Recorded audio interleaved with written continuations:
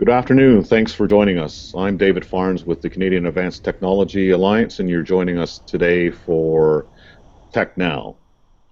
And today we're going to talk about the .ca Factbook. We're going to hear all kinds of information about trends that are happening on Canada's top-level domain name. Joining me today is Ryan Saxby Hill. He's the Communications Manager for the Canadian Internet Registration Authority, or CIRA, as they're known here. Thanks for joining me, Ryan. Thanks for having me, David. Glad to be here. And sitting in to observe today as well, and maybe participate, is CATA's President and CEO, John Reid. Hello, John. Give us a nod of the head there, a wave of the hand. Okay, so let's get into it, Ryan. You just published the this year's Factbook. You've identified quite a few interesting trends in the marketplace, and so let's maybe get into some of the facts. I noticed that one thing that's happened, not really a trend, but something that's happened recently, is the introduction of quite a few new generic top-level domains into the marketplace. And so, what have you observed with those new domain names? Yeah, great question, David. This is probably one of the most important trends affecting the domain industry, and anyone who's sort of been following this knows that there's been a huge shift in the domain sector with the introduction of about 500 plus new top-level domains into the marketplace. So previously, where you used to be able to register just .com, .org, .ca, or your various country codes around the world, now you can register everything from domain names related to pornography to domain names related to the legal profession to realtor. We've seen .sucks launch this week. It's really been a complete upheaval of the domain industry. One of the interesting trends that we noted in this year's Factbook was even with 500 plus new domains, we're seeing significant resiliency in the sort of traditional domains, but there's kind of a bright spot for these new domain operators. We're seeing that domains related to cities or specific communities are really performing quite well. The top 10 of these new GTLDs, as they're called, is .Berlin, .London, .NYC, .Quebec within Canada has also gotten some significant traction. Last time I checked the numbers, they had about 9,000 registrations. But it's interesting that people are really looking for a way where they can give their online presence a local affinity within sort of a global marketplace. It's a fascinating trend and one I think we'll be tracking going forward. It's really interesting how they are kind of the ones that are tied to geography are picking up and seem to be performing the best. Certainly something Canadian cities should pay attention to going forward as well. We don't have a top-level domain for municipalities yet in Canada, so it'll be interesting to watch how various cities read this data as well. So with all of these new domain names, I mean, how does that impact .ca? How's .ca performing? Another good question, one near and dear to my heart, as the folks responsible for managing this. We've come through this process, I think, relatively well. We've got a very stable 2.3 million domains under management at the moment, so people are still expressing a desire to register .cas, and we're seeing relatively stable market share. We've got over 30% of the market in Canada. Our largest competitor is still .com, but we're not sort of entering this next phase in the domain industry with a lot of complacency, right? We know that we've got to keep the .ca's reputation for being safe, stable, secure, and reliable top of mind of Canadians, and that's partly why we're so interested in talking with your community and kind of keeping the discussion around .ca going. And .ca really is kind of recognized as Canada's domain. Is that correct? Yeah, so there's a couple of interesting things when we think about the brand affinity or the brand attributes of .ca. We tend to score relatively well around metrics around trust or willingness to do transactions, which I think really speaks to the idea that Canadians see a .ca as being a trusted place online. One of the things that your audience may not know is in order to register .ca, there's actually a relatively stringent requirement towards a connection to Canada. So folks are required to be a Canadian citizen or be incorporated in Canada or have a permanent resident card for Canada. So it really adds a layer of protection, right? There's not a lot of, it's less likely that if you want to conduct an unsavory business practice that you want to go through that process of authenticating your citizenship or your residency with us. Agreed, agreed. So, well, let's talk about some of the trends that you identified in the report, because they're quite interesting. One, of course, we like to spend a lot of time talking about is mobile. And so, what did you notice? What did you identify this year with respect to trends in mobile and really around what I thought was fascinating around mobile commerce? Yeah, mobile is, I think, the story of 2015. I mean, we saw Google embrace mobile this week with their news that they would provide preferential ratings to sites with mobile sophistication embedded in them and accessibility for mobile devices, which I think is a smart move given some of the trends we're seeing. Importantly, this shift to mobile, I think, is not new for this year, but what I've said in the report is really that this is the year that we've seen a deepening engagement with mobile. So where previously there was a smartphone and a feature phone market in Canada, now 75% of mobile subscribers are on a smartphone. That obviously increases the applications that they're able to take advantage of in that mobile environment. It's really a much more dynamic space. The types of functions of mobile devices that we saw increasing are also kind of fascinating.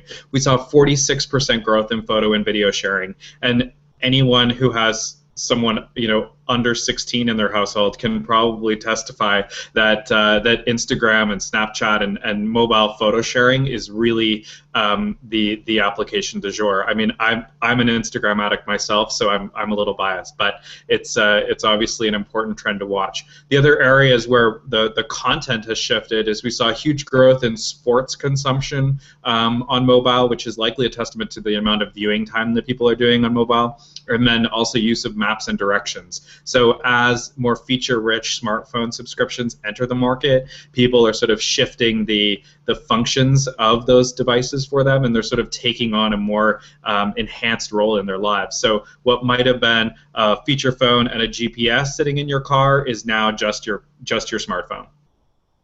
And online video consumption, I mean, that's something I know the CRTC is wrestling with in the review of television in this country, broadcasting in this country, and there's certainly implications for the traditional cable distribution market. Yeah, it's a fascinating one. We asked a series of questions specifically around consumption of online video in our study, and we see that this is probably not going to surprise you, but the hours spent streaming video correlate negatively with age. So we've saw a whopping 86% of Canadians in the 18 to 34-year-old cohort reporting that they spent some time streaming video. When you hit over 55, the over 55 demographic, that number drops to 53%, but still a significant majority. A majority of Canadians also now report streaming radio online. So it's not just video that's kind of taking off. It's also consumption of radio. The real sort of market implication for this, though, is for the cable sector. There's really, we're seeing a drop in both the folks that are interested in subscribing for cable, also an increase in the folks that are reporting that they're considering it. So of those with a cable subscription that responded to our study with the Strategic Council, we saw 30% were considering canceling that cable.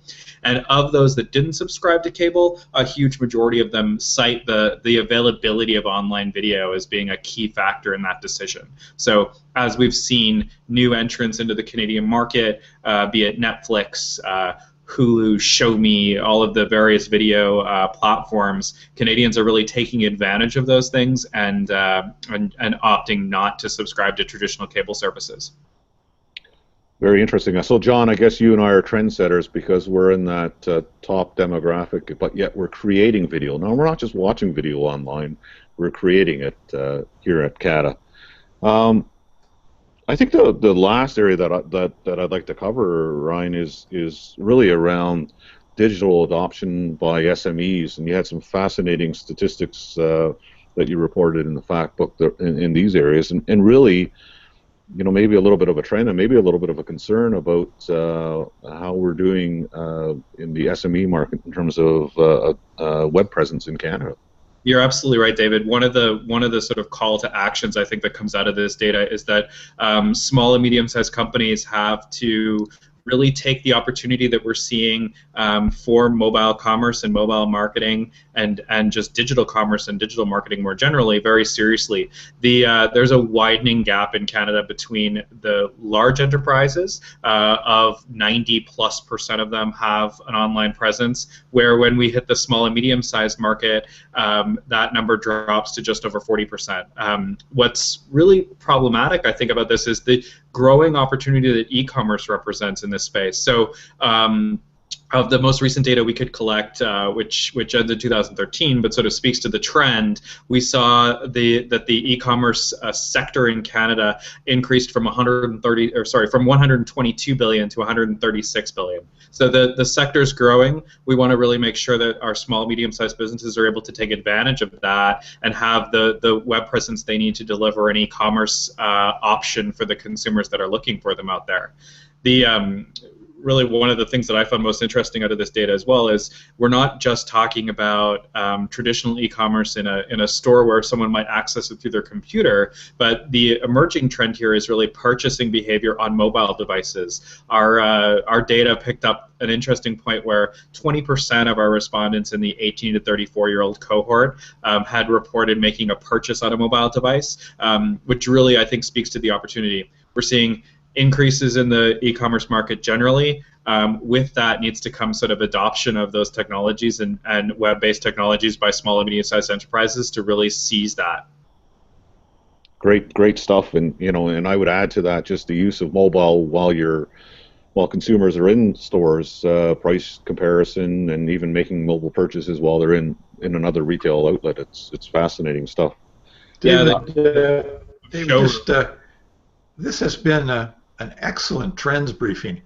I didn't realize that really it's a discussion on branding, profile, and changes in how we deliver information to the customers. So I think it would be very useful as an educational tool to the community.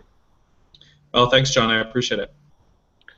Well, I think we've covered a lot, and so my advice to the audience out there: if you're a mobile junkie, if you're a digital junkie, you got to get into this fact book and look at all the data that's in there. Some fascinating trends, things we've heard. Canadian municipalities, of course, through CATA, we do a lot of work with municipalities.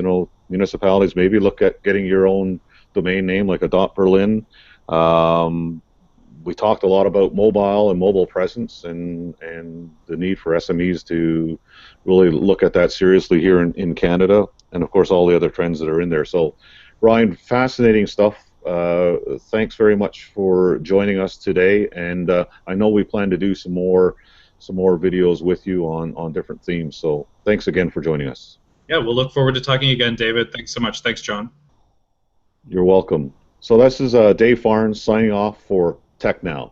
Thanks for joining us.